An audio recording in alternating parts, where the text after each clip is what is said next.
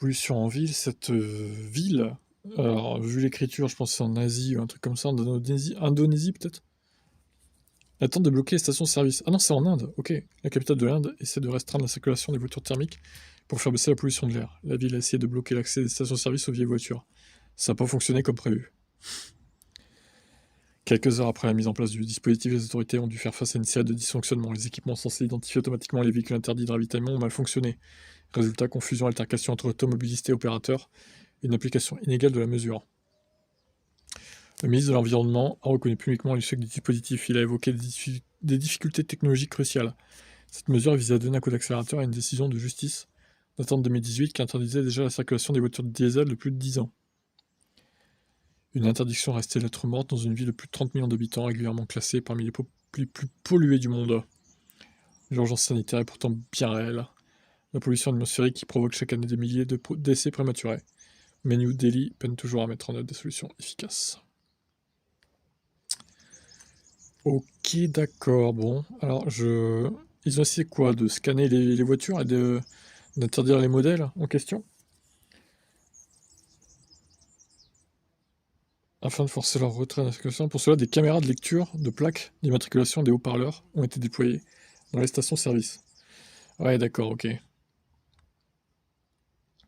Donc ça n'a pas fonctionné comme prévu. A priori, il y a certaines voitures qui avaient le droit, qui n'ont pas eu le droit, et d'autres inversement, quoi. Bon, les gars, mettez ça en place comme il faut, quoi. Enfin, c'est de la rigolade, là, ce que vous faites. C'est un fiasco, quoi. Essayez de faire des tests avant de lancer ça à grande échelle. Enfin, je sais pas. Il est bizarre ce pays, un peu, hein. Cette voiture, qu'est-ce qu'elle est belle. Qu'est-ce qu'elle est belle. Franchement, la Mazda RX-7, c'est une de mes voitures préférées. Et si elle était en élec, celle-là, oh, je l'achète direct. Putain. Bon, évidemment, là, c'est une thermique, hein. 70 000 euros, d'ailleurs, il la vend, le gars. Mais il a fait des modifs dessus, d'ailleurs. Il a mis des petites LED. Ça rend trop bien, je trouve. La forme des feux, là, en LED, comme ça. Derrière aussi, il a mis des LED. Ça modernise la voiture, et franchement, il a très bien fait. Depuis que je joue à Gran Turismo, depuis que je suis ado, en gros, j'ai toujours aimé cette voiture. Franchement, j'adore. J'adore la forme, le design. Un peu arrondi comme ça, un peu aérodynamique. Franchement, elle est magnifique. Bon, évidemment, l'intérieur, ça date des années 90, hein. C'est vieillot, mais bon. L'extérieur est magnifique, je trouve. Avec ses petits phares qui se lèvent, là. D'ailleurs, il a dû mettre des LED aussi dans les phares qui se lèvent. Elle est basée à La Roche-sur-Yon. Elle a 142 000 km. 15 CV fiscaux. Conduite à gauche en plus. Préparation complète. Sous garantie. Bon, évidemment, c'est un gros moteur thermique avec une technologie de rotor, de rotatif plutôt, obsolète, il faut le dire, hein, une technologie de merdique, même sur les thermiques. Donc bon, c'est le problème. Maintenant, voilà, il a fait beaucoup de travaux dessus. Et franchement, non, je vous le dis, si j'étais riche, je sais pas, j'avais 1 million sur mon compte, je l'achète et je la rétrofite en élec. Alors ça fera créer au scandale, hein, les puristes. Non mais c'est honteux de dire ça. Il faut rouler avec une thermique, avec un moteur rotatif, et pas mettre ça en électrique. Ouais, mais bon, avec l'argent, tu fais ce que tu veux, en fait. Donc, clairement, moi, je lui colle 45-50 kWh de batterie, je pense que ça pourrait rentrer, même si, bon, elle n'est pas prévue pour ça. Il y en a un Australien qui l'avait fait il y a 10 ans, mais à l'époque, bon, les batteries, elles étaient moins denses que maintenant, quoi. Donc, il avait dû mettre 25 ou 30 kWh, je crois, à l'époque. Mais je pense que là, tu peux rentrer 45-50, hein, a priori. Ça pourrait rentrer, je pense. Ça lui ferait 300 km d'autonomie, à peu près, ce serait déjà pas mal. Tu lui fous 400 chevaux ou 450, comme elle fait là dans le thermique. D'ailleurs, c'est pas précisé combien elle fait. Toutes les valeurs ajustées à cartographie 600 plus en temps réel. Ok, bon. Bref, c'est pas une voiture, c'est pas une vidéo VE à propos en parler, mais voilà. C'est juste pour dire que celle-là, je la voudrais bien si elle était en élec. C'est vraiment ce style de voiture que j'aime, quoi, en fait. En plus, elle est compacte et tout, elle est pas large, elle est pas longue. Vraiment, c'est une beauté cette caisse. Une de mes voitures préférées, clairement. Ciao. Là, Kia EV6 baisse ses tarifs et augmente son autonomie. Alors on gagne ouais, une trentaine de kilomètres d'autonomie grâce à 5 kWh de plus. La grosse batterie, on gagne 50 bornes à peu près, 54. 325 chevaux. Pour la 4 roues motrices, 40 km de gagné. La puissance de recharge passe à 258 kW. Donc là aussi ça augmente. Le niveau de finition, ok. Les prix alors. La variante de base, avec la batterie de 63 kWh, commence maintenant à 43 950 au lieu de 49 690. 7 740 € de baisse. Pour la plus grande autonomie, il faut 47 450 € contre 53 690 € avant. 6 000 € de moins.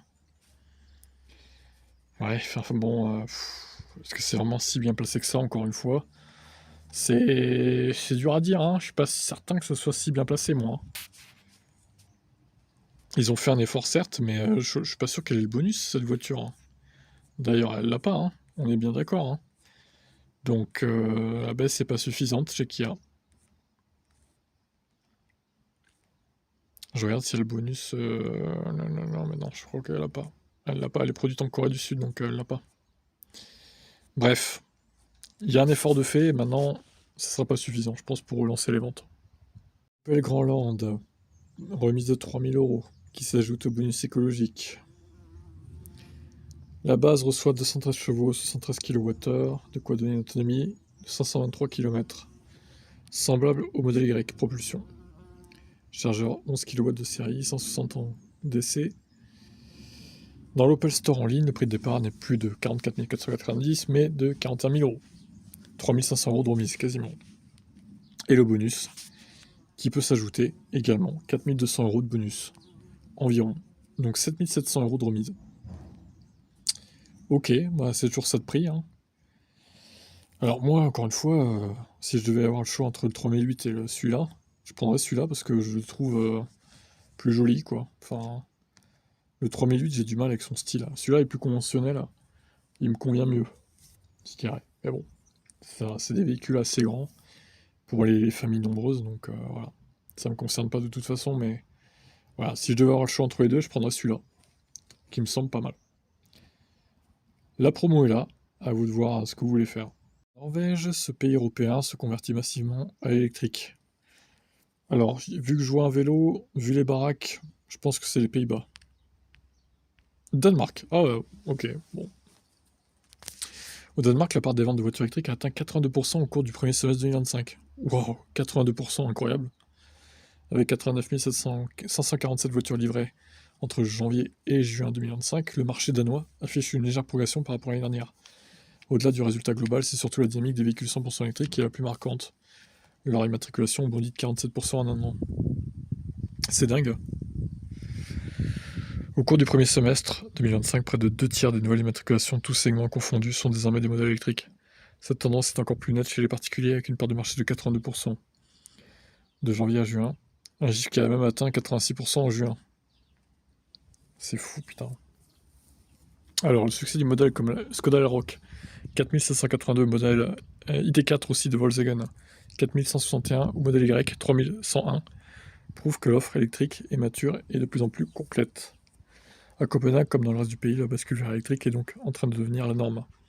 Si les autorités danoises parviennent à maintenir un cadre fiscal stable et incitatif, le pays pourrait très vite devenir l'autre champion européen de la décarbonation automobile, derrière la Norvège qui frôle désormais les 100%. Franchement, je m'attendais pas à ce que ce soit aussi haut le Danemark. Je trouve que c'est impressionnant quand même, ce chiffre-là de 82%, voire 86% en juin. Donc bravo les Danois, hein. Après bon, ils sont plus aisés que nous, les Danois. Financièrement parlant, ils ont plus de moyens aussi. Donc ça aide.